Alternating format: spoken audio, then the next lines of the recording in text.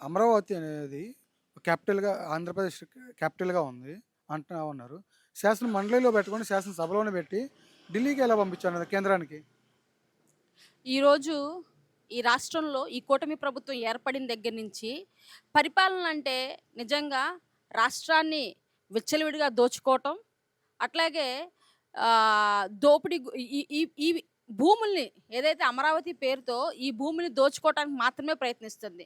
Already అమరావతిలో గత ఆళ్ళ పరిపాలనలో అంటే 2014 నుంచి 19 వరకు 50,000 ఎకరాలు తీసుకున్నారు. ఆ 50,000 ఎకరాల్లో ఎంత డెవలప్ చేశారు? ఏమేమి డెవలప్ చేశారు? అనేవి ఏమన్నా ఒక నమూనా ఏసి చూపించగలరా? ఈ ప్రాంతంలో మేము ఈ బిల్డింగ్ కట్టాము. ఇగో ఈ ప్రాంతంలో ఈ పర్మనెంట్ బిల్డింగ్ ఇది కట్టాము. ఇగో ఈ ప్రాంతంలో మేము ఇది చేశామని ఏమన్నా ఒక అభివృద్ధి డెవలప్‌మెంట్ యాక్టివిటీ చూపించగల దమ్ము, ధైర్యం మరి చంద్రబాబు నాయుడు గారికుందా? ఆయన 2014 ఏసిన మరి ఏదైతే డిజైన్‌ని మళ్ళీ 2026లో మళ్ళీ ఆ డిజైన్ చేంజ్ చేస్తున్నారు.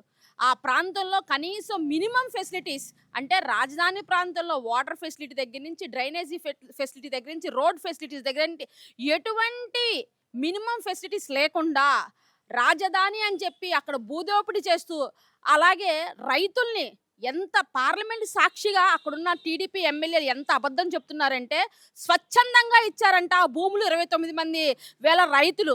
నిజంగా స్వచ్ఛందంగా ఇస్తే మరి అక్కడ హార్ట్ అటాక్ వచ్చి గత సంవత్సరం 2025లో ఒక రైతు చనిపోయాడు. ఇచ్చిన భూములకి మాకు ఎవరు ఆన్సరబుల్ చెప్పట్లేదు. సిఆర్‌డీఏ పరిధిలో మరి ఆఫీస్‌కెళ్తుంటే మమ్మల్ని గెంటి వేస్తున్నారని రైతులు మరి రోడ్డెక్కుతున్నారు. అలాగే నేను కమ్మదాన్ని, నేను భూమి ఇచ్చాను, నాకెవరు ఆన్సర్ చెప్పట్లేదని చెప్పి ఒక మీ సామాజిక వర్గం ఒక రైతొచ్చి మరి అక్కడ ఏడుస్తుంది. ఇంక ఎస్సీ, ఎస్టీ భూములైతే మరి అసైన్డ్ ల్యాండ్స్ వాళ్ళైతే ఆళ్ళ పరిస్థితి ఎవ్వరు పట్టించుకునే దిక్కు దివాణం లేకుండా అయిపోయింది. అటువంటి ఆ ప్రాంతంలో భూదోపిడీ చేస్తున్న మీరు పార్లమెంట్ సాక్షిగా స్వచ్ఛందంగా ఇస్తున్నారని చెప్పి మాట్లాడటం నిజంగా మీ మీ రాజకీయ భవిష్యత్తుకి సమాధేసుకుంటున్నారు. ఖచ్చితంగా ఈ రాష్ట్ర ప్రజలు గమనిస్తున్నారు. అమరావతి ప్రాంతంలో మీరు మరి ఏదైతే భూదోపిడీ చేసి ప్రజలకు సంబంధించిన ఇన్వెస్ట్‌మెంట్స్ ప్రతి రూపాయిని తీసుకెళ్ళి అక్కడ మౌలిక సదుపాయాలు మాత్రమే ఆ రోడ్లకి, ఆ డ్రైనేజీలకి, ఏదైతే చిన్న చిన్న డెవలప్‌మెంట్ యాక్టివిటీస్‌కి మరి అమరావతి ప్రాంతంలో మాత్రమే మీరు ఇన్వెస్ట్ చేస్తున్నారు తప్ప, మిగతా సంక్షేమం గురించి ఎందుకు మీరు ఆలోచించట్లేదు?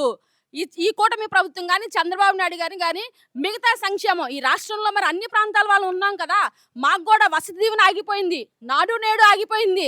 ఫీజు రిమెంట్స్ ఆగిపోయింది. ఆరోగ్యశ్రీ ఆగిపోయింది. ఒక్క సంక్షేమం గూడా వచ్చి పేదవాడిని పరకలించలేకపోతుంది.